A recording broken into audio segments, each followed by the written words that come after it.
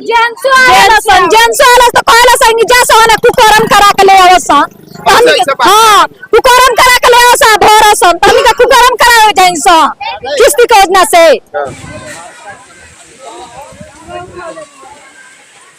ए बनी का भइल बा मम्मी के का भइल बोला लो काहे जी काहे का हो गई रउआ हां अरे हम धड़का खानी लोन रउआ ले बनी हां इनको से कहत है गवाही बनल बाड़ू काजी गवाह बनल बा तू भरा कहीं से अच्छा ना भर तू कहीं से लिया के दो रउआ समूह में को आदमी बा हमार समूह में हम कर देखी कल गइल बानी अच्छा बड़े खाली कह दे बनी गवाह में कि ना भरे हम भरे जे माने पलायन कर गइल बा जे जैसे हट गइल बा हां अच्छा अब यारी कहतल तू भरा कहीं से लिया के हमर तबीयत खराब बा अच्छा रहो तबीयत खराब बा हमर से झगड़ा करता लोग कहीं से लेके भरा झगड़ा करता लोग ठीक देख सकतनी यहाँ के भी गवाह बन गइल बनी यहाँ के इतना टॉर्चर कर गइल कि यहाँ के तबीयत अभी खराब हो गइल ये दोनों आदमी का बोललक चाचा बहुत आलो तो घर में ताला मारे हां आपने आप दीदी आप उनका कितना लोन ले बनी रुआ हम नहीं खिले लो सर हाँ। हमारा बेटा लिया है हमारा बेटा पर तो भाग गया है कहाँ भाग गया है कुछ भी नहीं हम कुछ नहीं जानते हैं पूछ लीजिए हमारा का ना खाना खुराक देता है तो ये दोनों जानी को आदमी गए लो इनके बारे में थोड़ा जान ताला मार इनके बारे में जानती है इनके बारे में जो बोल रहे उनके घर पे गए थे पुष्पा देवी की तो यही मिले अच्छा तो इनसे कहें कि किसी भी जरिए उनसे हम कहते हैं हम कुछ जानते नहीं कि तो घर में ताला मार एक बात बताइए डायरेक्ट बैंक को जाने का अधिकार है बिना नोटिस दिए आपको ये पता नहीं है कि जो लोन लेता है उसको पहले नोटिस दिया जाता है नोटिस दिया जाता है मान आप डायरेक्ट घर पे जाके क्यों धमका रही हैं हम धमकाए हैं सर ये क्या बोल रहे हैं ये तो सामने ही है हम तो नहीं बोल रहे हैं ये बोल रहे हैं इनके बात पे विश्वास करें या इनके बात पे विश्वास करें अब हमको तो आप अगर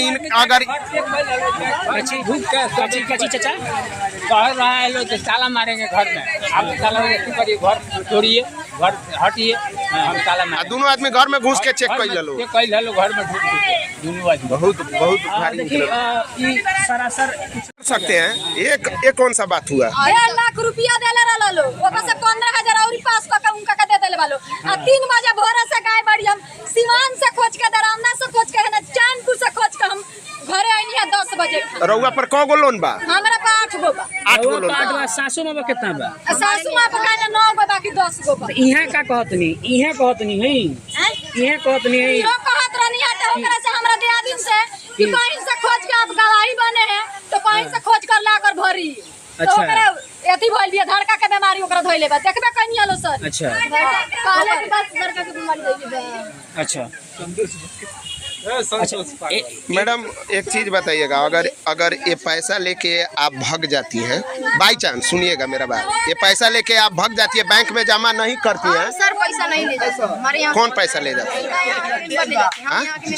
पैसा हम लोग यहाँ से नहीं ले जाते हाँ जो भी ले जाता है ये पैसा अगर कोई भी हो लेके भाग जाता है तो उसका जिम्मेदार कौन। चलिए देखिए जब महिला काफी बालो इनकरा लोग के समूह चलेला इनकरा लोग के सीधा आरोप बा कि हमीसन के एगो लोन सदत नहीं के तले एगो हमीसन के लोग दे देता लोग बेइज्जती इतना ज्यादा ई लोग करता लोग कि महिला इनकरा लोग के समूह में के भाग गई लोग लगे कि बरियारी करता लोग देबे करे ना तो जहर खा के मर जा भीख मांगो जहर खाए के हां ई लोग कहता लोग मर जा डूब धस जा फांसी टंगा जा माफ हो जा फांसी लगा ले को गो लोन बा रहुआ हमरा पे अभी 8 गो लोन बा 8 गो लोन हां आ देहला पर देती या देहला पर दे देती हां आई नहीं का सोचत की खात कहां से भी या हां हां आ लोन अभी एगो चुकत नहीं के तले दूसरा दे देती चढ़ा देती या हां आ कहत का बालो इलो कहत लो कि जब कहल त ई पैसा नहीं खे तो कहत लो जा कहना फसल लगा लो सब तो डूब धस के मर जा सब ना तो भीख मांगो सब ये बोली बोलता लो चला लो बाजार में भीख मांगो है अच्छा इलो लोन के प्रक्रिया कैसे का चालू हो रही तो कब आई रहलो तनी रुका एने अभी तो सर मालूम नहीं के इलो पहले से उठौले बा कैसे इलो आई रहलो ये जटोले में आके डॉक्यूमेंट काज पहले से बोल रहलो नो कि सर लोन लीजिएगा लो तो हमनी कौन से हां लोन लेम सा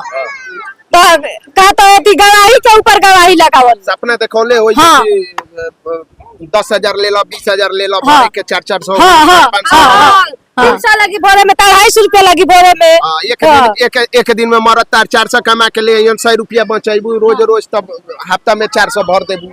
ऐसे ही लोग सपना देखो ले। हाँ हाँ हाँ? हाँ अच्छा, लगभग ई सब लोग के देले वाले। हाँ, सब लोग के पूरा दुष्टोली के लोग के देले बस। हाँ, देले बस। अच्छा, रउआ लोग कभी इन एमे रउआ लोग के मरद में भल बालो कि ना? ना, कोनो में मरद नहीं खेलो, कोनो में मरद लगा के देले बड़ा सा। अच्छा, ना मरद का जानदा से, मरद का तो चुतिया पड़ा के मेहरारू आजकल के कल जाता रिसा। तो कहा तरह से किसे मेहरारू भागल तो मरद रउआ लोग के समूह के आदमी सुने में आवता कि गायब बा कहां कहां। हाँ हाँ, ओकनी का चलते फांसी लगा ले रस की मर गल ट्रेन से कि का हो गल। हमनी के 3 बजे भोर से बरामदा से लेके सिवान तक ला स्टेशन हमनी के घूमी है निसा। हाँ। भूखले पियसले हमनी के 3 आदमी। 3 आदमी गायब बा। हाँ, आ भाग गइल बड़ा सब। 3 आदमी खोजे गए रहल हल। हाँ। हां, माने लोन नहीं खे चुकावेला के ना। इनकरा लोग के डर से ना तो मर जा, ना तो भीख मांगा, लेकिन भर लोन भर। हाँ, वो से भाग गइल रात के उठ के। आपका जे कहां भागल मर गइल का होश में। रउआ लोग किया ई महिले आवेला लोग की आवरियो के उगावेला। जेंट्स वाला तो कहला संग जा सोने कुकरम करा के ले आवसा। हां, कुकरम करा के ले आवसा भरसन। तनी का कुकरम करावे जाइसा किस्ती के योजना से। हां, ये बात बोलेला। देखिए, आज जौन गांव में समूह लोन चलता, जौना के चलते आए दिन रउआ सुने में आवता कि लोग फांसी लगा के मर जाता, तो लोग अपन जान दे देता। काहे इ लोग इतना ज्यादा टॉर्चर करता, लोग इतना ज्यादा बेइज्जती करता ये लोग। लोग का चलता टेंशन के भोजन तक ले नहीं किस कर। टेंशन से। टेंशन से आंधी तक ले रात भर नहीं के लागत ये लोग के हुक से कि सुबेरे आई लो तो कहला फांसी लगा के मर जो, तो जो कुकरम कराइया ये बोली बोलता लोग। ये इ लोग कही हाँ, ये लोग कहता। इतना ज्यादा इ लोग टॉर्चर करता लोग कि इनकरा लोग के चलते आज बगावड़ा से भी इनकरा लोग के का नाम बा कि 3 आदमी लापता बा। अब सर एमे 5 आमदी 6 आमदी गायब बा, तो लोन भरे का डर। कितना दिन से गायब बा लोग? आई महीने में से।